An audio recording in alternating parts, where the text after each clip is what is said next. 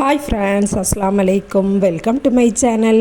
எல்லாருக்கும் ரொம்பவே பிடித்தமான டீ இன்றைக்கி எவ்வளவு டேஸ்ட்டாக வைக்கலான்னு பார்க்க போகிறோம். அதுக்கு முன்னாடி நம்ம சேனலை சப்ஸ்கிரைப் பண்ணாதவங்க சப்ஸ்கிரைப் பண்ணிடுங்க. பக்கத்தில் இருக்கக்கூடிய பெல் ஐக்கானையும் கிளிக் பண்ணிடுங்க. டீனாலே மேக்ஸிமம் எல்லாரும் விரும்பி சாப்பிடக்கூடியது. எங்கள் வீட்லேயும் எங்கள் எல்லாருக்குமே டீ நல்லா பிடிக்கும்.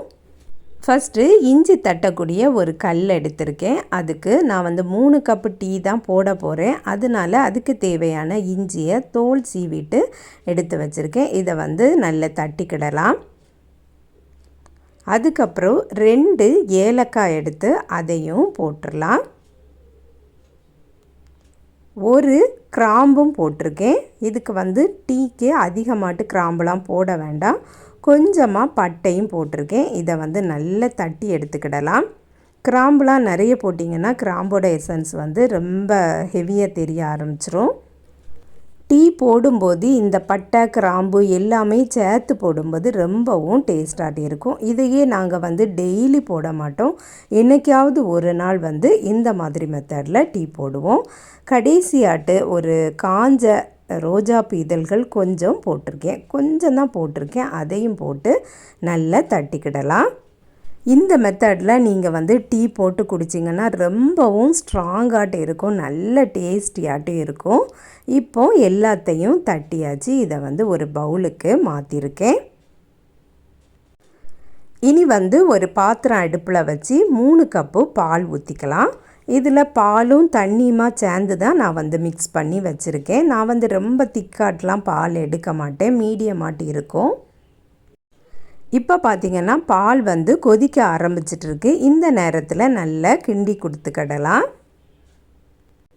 பால் பொதுவாக நல்லா கொதிக்கணும். அப்போ தான் அதில் ஒரு நல்ல விதமான ஒரு ஃப்ளேவர் வரும்.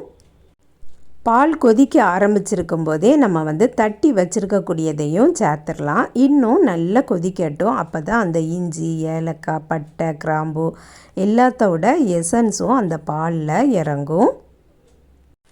நாங்கள் ரீசண்டாட்டு புனேக்கு போயிருந்தோம். அங்கே டீ ரொம்பவும் சூப்பராட்டு இருக்கும். பெரிய செம்பு பாத்திரத்தில் வச்சு தான் காய்ச்சிட்ருப்பாங்க. பாலையே அல்வா கிண்டுனது மாதிரி கிண்டிட்டு இருப்பாங்க. பால் நல்லா கொதிக்கத்தான் அந்த பால்கோவா மாதிரி ஒரு ஸ்மெல் அந்த பாலில் வரும். அதனால தான் அந்த டீலாம் ரொம்ப டேஸ்டாட்டு நல்ல மணமாட்டி இருக்குது. எல்லாம் சேர்ந்து நல்லா கொதிச்சாச்சு. இனி நம்ம தேயிலை போட வேண்டியது தான். நீங்கள் எந்த தேயிலை வச்சுருக்கீங்களோ அதை போட்டால் போதும். நானும் 2 டீஸ்பூன், எப்போவுமே 2 டீஸ்பூன் தேயிலை தான் போடுவேன். அதே போல் போட்டுக்கிடலாம். இந்த தேயிலை தூள் போட்டதும் ஹை ஃப்ளேமில் வைக்கணும்.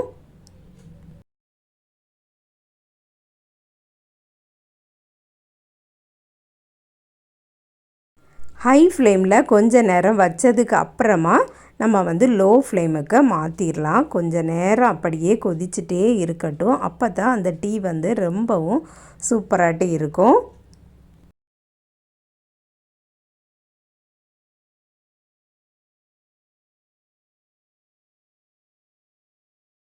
இப்போ பார்த்திங்கன்னா டீ ரெடி ஆயாச்சு. இனி சீனி போட்டுக்கிடலாம். நான் எப்பவும் 3 கப்பு டீக்கு 4 டீஸ்பூன் சீனி போடுவேன். அதே போலயே சீனி போட்டாச்சு. உங்களுக்கு பிடிக்கலைன்னா நீங்கள் நாட்டு சர்க்கரை கூட யூஸ் பண்ணிக்கிடலாம். டீ கொதிச்சுட்டு இருக்கும்போதே நான் சீனியை போட்டுருவேன். சில பேர் ஃபில்டர் பண்ணினதுக்கு அப்புறம் தான் போடுவாங்க. நான் ஃபஸ்ட்டே போட்டுருவேன். அவ்வளவுதான். இனி அடுப்பை ஆஃப் பண்ணிடலாம். அடுப்பை ஆஃப் பண்ணிவிட்டு ஒரு 10 செகண்ட் போல் அப்படியே மூடி வச்சுருங்க. அதுக்கப்புறம் ஃபில்டர் பண்ணி கிளாஸில் ஊற்றிடலாம். சில நேரம் நல்ல தலைவலியாட்டு இருக்கும். அந்த நேரம் இந்த மாதிரி டீ போட்டு குடிச்சிங்கன்னா தலைவலி உடனே பறந்து போயிடும். நீங்களும் இதே மாதிரியே டீ போட்டு குடித்து பார்த்துட்டு எப்படி இருக்குன்னு கமெண்டில் சொல்லுங்கள். அவ்வளோதான். நெக்ஸ்ட் வீடியோவில் சந்திக்கிறேன். அஸ்ஸலாமு அலைக்கும்.